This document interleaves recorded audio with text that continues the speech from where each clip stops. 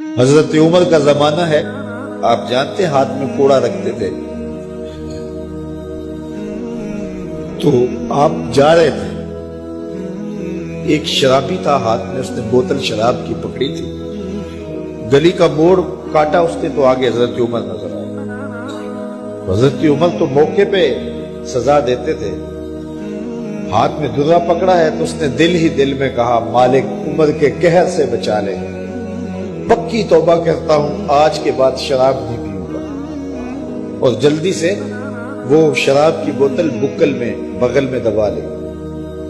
حضرت عمر بھی سر پہ پہنچ گئے اور جھڑک کے کہا کہ یہ تیرے پاس کیا ہے؟ تو ڈرتے ہوئے کہا حضرت سرکہ ہے۔ تو عمر تھے، کہا نکال۔ تو جب نکالا تو واقعی سرکہ ہو گیا تھا۔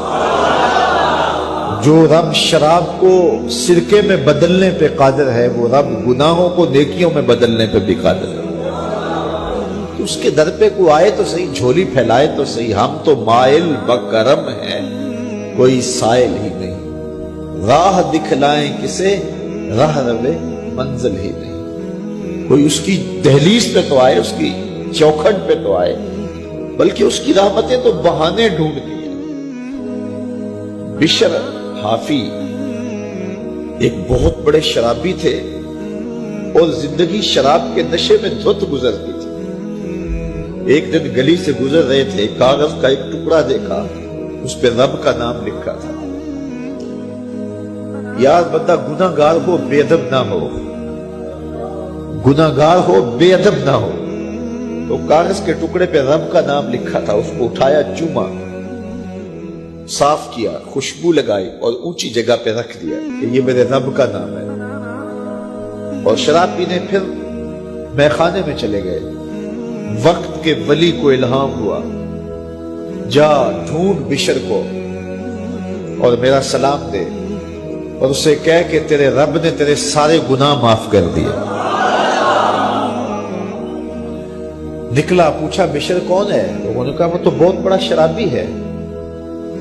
اللہ اکبر۔ گھر پوچھا، کہا وہ شراب خانے میں۔ شراب خانے میں پیچھے چلے گئے۔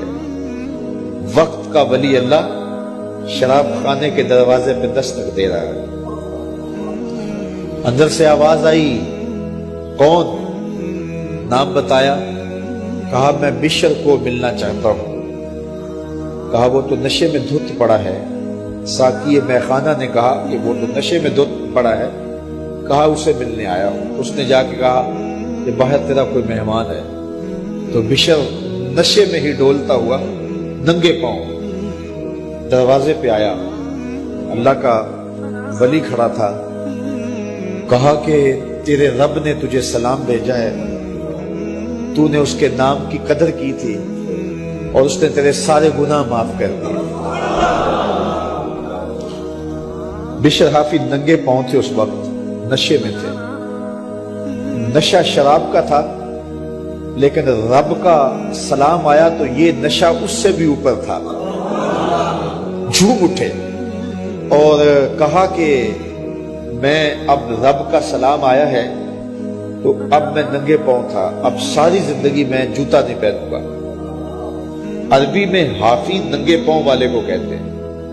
تو بشر حافی کو بشر حافی اس لیے کہتے ہیں کہ وہ ساری زندگی پھر برہنہ پا رہے، انہوں نے کبھی بھی جوتا نہیں پہنا تھا، زندگی بدل گئی، لیکن پاؤں میں جوتے نہیں پہنتے تھے کہ میرے رب کا سندیسہ جب میرے نام آیا تھا، میری جب تقدیر بدلی تھی، میرے رب نے جب مجھے محبت نامہ بھیجا تھا، مجھے سلام بھیجا تھا، پیغام بھیجا تھا، تو میرے پاؤں میں جوتا نہیں تھا۔ تو بشر حافی جوتا نہیں پہنتے تھے۔ تو رب نے کرم یہ کیا کہ بشر حافی نے گھر سے مسجد میں جانے کے لیے جو راستہ اختیار کرنا ہوتا تھا، اس راستے پر جانور گوبر نہیں کیا کرتے تھے، جانور نیت نہیں کیا کرتے تھے۔ یہ بشر حافی کی گزرگاہ ہے۔ ایک دن ایک شخص آیا تو جس راستے سے بشر حافی گزرتے تھے تو وہاں کسی جانور کا گوبر پڑا ہوا تھا۔ اس نے بلند آواز سے کہا، ایھا الناس، لوگوں سن لو، بشر حافی انتقال کر گئے۔ لوگوں نے کہا تمہیں کس نے بتایا ہے؟ کہا یہ گوبر پڑا ہوا ہے، اس کا مطلب ہے کہ آج بشر حافی اس گلی سے نہیں گزریں گے۔ تو تو جب پتہ کیا گیا تو حضرت بشر حافی کا واقعہ انتقال ہو گیا. کوئی سچی توبہ کرے تو صحیح, کوئی اس کی دہلیز تو آئے تو صحیح. ہم تو مائل بکرم ہیں, کوئی سائل ہی نہیں, راہ دکھلائیں کسے راہ روے منزل ہی. کوئی جھولی تو پھیلائے وہ تو کریم ہے, اس کی تو رحمتیں آواز دے رہی ہیں, یا ایھا الانسان ما غرک بربک الکریم. او بھاگے ہوئے انسان, آجا پلٹ کے, تیرا رب بڑا کریم ہے.